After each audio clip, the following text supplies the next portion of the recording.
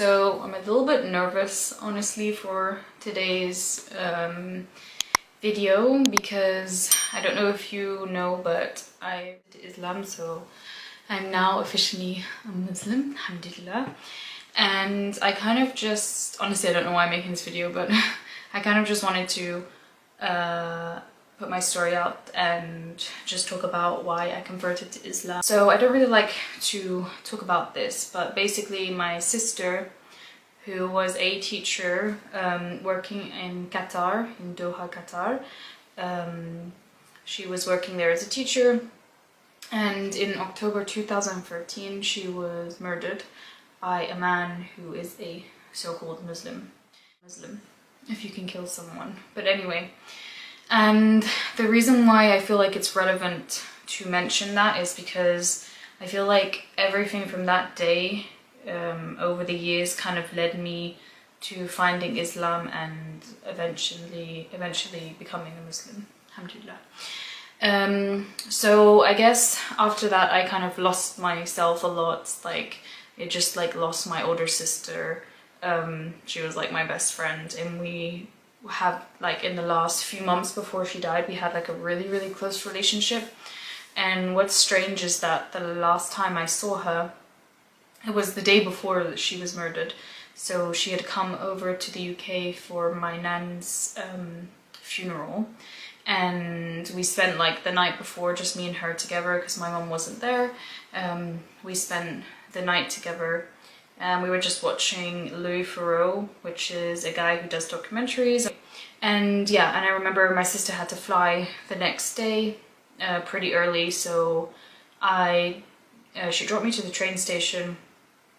And yeah, you know, like when I said goodbye to her, I had this weird feeling like the hug that I gave her was kind of like a hug where it was like it was gonna be the last time that I was gonna see her. And I'll never forget that, you know. And sorry. Yeah, it's funny how you sometimes know these things. And then the next day she was like missing, she didn't answer her phone or anything. And then yeah, and then we found out she was murdered. But I mean, I would one day like to put the story out there because I feel like more people need to know about it, and I feel like it needs more coverage, and yeah, people should be aware of what actually happened to her. But that's definitely a story for another day. But I know that she's in Jannah now, and inshallah she's in Jannah, and that she is having the best time and much better than this life would have offered her.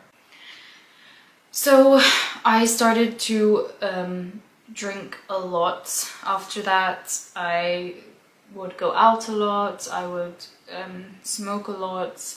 I just kind of like, I spiraled out of control. I was rebelling. I was 16 when this happened, and now I'm 26, so it was, yeah, 10 years ago. Yeah, so I was really just self-destructing. I was angry at the world. I just like really lost myself, and then I started to get really bad anxiety, I think from smoking a lot, and just, yeah, basically destroying. And I eventually moved back to Luxembourg, which is where I live currently, and in 2017 I met someone who potentially, let's just say, changed my life for the better at that time, alhamdulillah. So this person was a Muslim, is a Muslim, and I kind of stopped drinking. I kind of like changed my lifestyle, and then I was still having really bad anxiety, and I was going through like a really hard time. And yeah, at that point I just ended up just really stopping everything. I stopped working for about a year. I was really working on myself and trying to just change my lifestyle because I wasn't happy, and I never really was happy. Like, I tried my best to find happiness, like I couldn't. I just was never satisfied, was never happy, couldn't get over everything that had happened in life. And then it was, I think, 2019, I decided to do Ramadan for the first time. I wasn't a Muslim, but I did Ramadan, and I would read also the Quran, because actually my sister, she had a Quran that she bought when she was working as a teacher, so my mom had given it to me because she knows that I was interested in Islam. So I would fast, and I would try to read a little bit of the Quran, watch some lectures on Islam and everything. And I just found it so peaceful. Like, it was the most peaceful time for me. I was happy. I wasn't thinking about like anything sad, anything bad. I was just really myself. I loved fasting. I loved reading the Quran. I loved kind of everything about it. And yeah, so after that I started to learn more about Islam, watch a lot of videos, but I didn't really know that many Muslim people or anyone that was kind of like interested to really teach me about Islam. So in, I think it was about 2020, I got in contact with a girl that I knew a little bit from back in the day, and we kind of just got back into contact and we started speaking, and I found out that she was actually a Muslim. She converted to Islam that year, and we just really connected, and we started just to talk about Islam all the time. She showed me how to pray. Yeah, she just really helped me and really made me love Islam even more. And I decided that I would do my Shahada, alhamdulillah. And so I did my Shahada, but it was still like pretty lonely for me. And of course, you know, when you've lived like, at that time I was 24?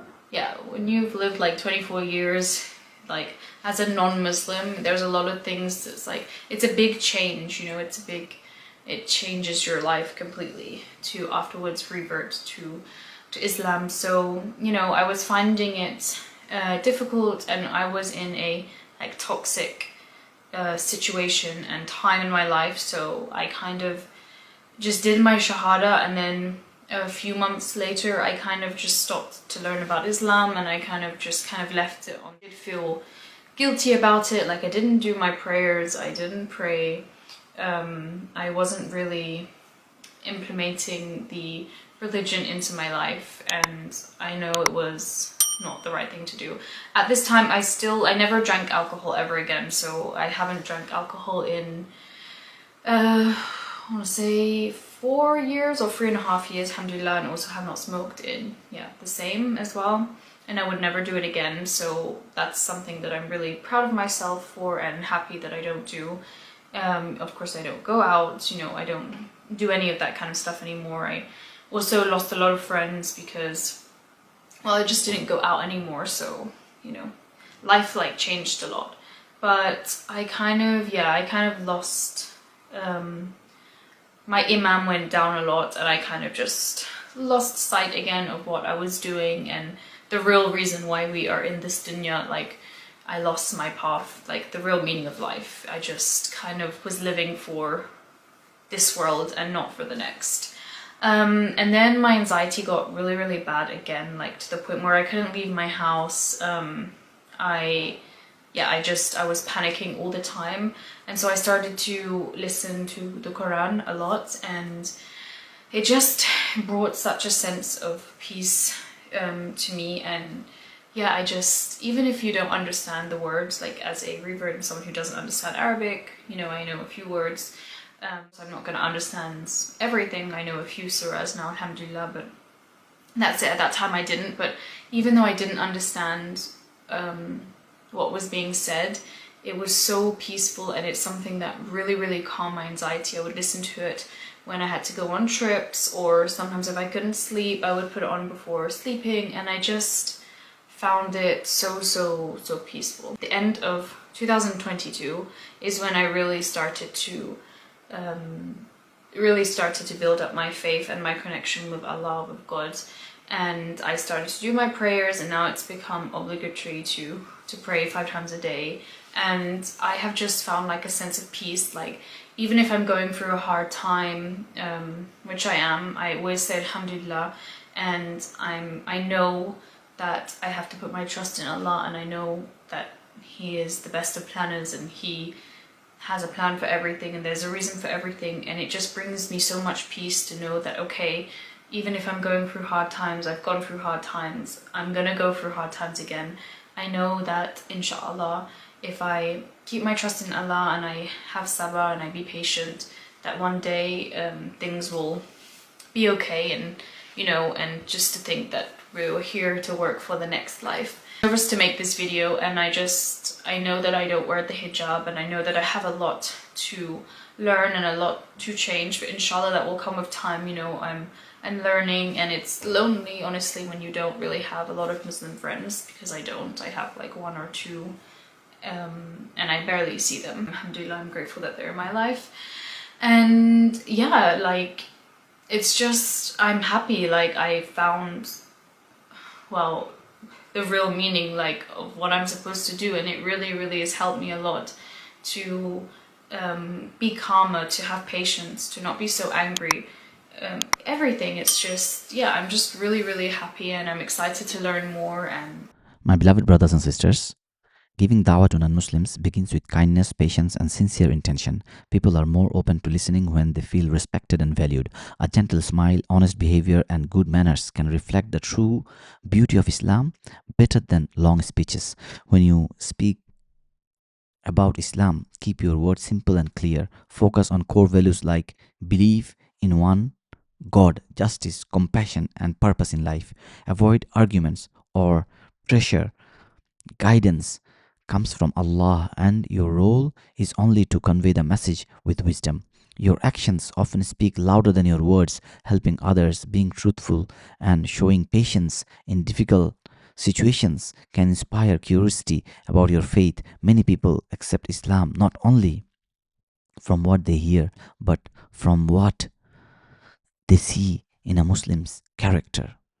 Remember that every effort you make is seen by Allah, even if someone does not accept Islam immediately. Your kindness may plant a seed for the future. Stay consistent, be sincere, and trust that Allah will reward you for every good intention and action.